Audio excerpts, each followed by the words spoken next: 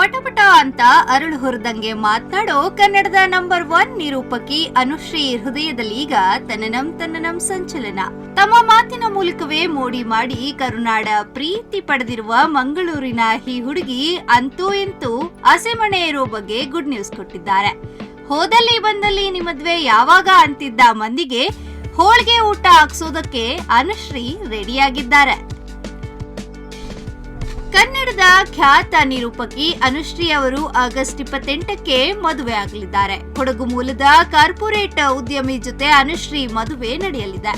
ಅನುಶ್ರೀ ಅವರು ಫ್ಯಾಮಿಲಿ ನೋಡಿದ ಹುಡುಗನನ್ನೇ ಮದುವೆ ಆಗ್ತಿದ್ದಾರೆ. ಬೆಂಗಳೂರಿನಲ್ಲಿ ಗ್ರ್ಯಾಂಡ್ ಆಗಿ ಮದುವೆ ನಡೆಯಲಿದೆ.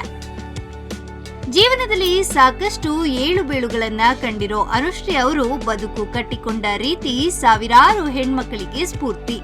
ರಿಯಾಲಿಟಿ ಶೋಗಳ ನಿರೂಪಣೆಯಲ್ಲಿ ಅನುಶ್ರೀ ಅವರನ್ನ ಬೀಟ್ ಮಾಡೋಕೆ ಸಾಧ್ಯನೇ ಇಲ್ಲ ಅನ್ನುವಷ್ಟರ ಮಟ್ಟಿಗೆ ಅನುಶ್ರೀ ಅವರು ವೀಕ್ಷಕರನ್ನ ಆವರಿಸಿಕೊಂಡಿದ್ದಾರೆ.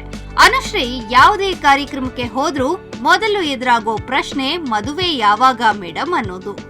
ಸೋಷಿಯಲ್ ಮೀಡಿಯಾದಲ್ಲಂತೂ ಅನುಶ್ರೀ ಅವರ ಮದುವೆ ಪೋಸ್ಟ್ಗಳಿಗೆ ಲೆಕ್ಕಾನೇ ಇಲ್ಲ.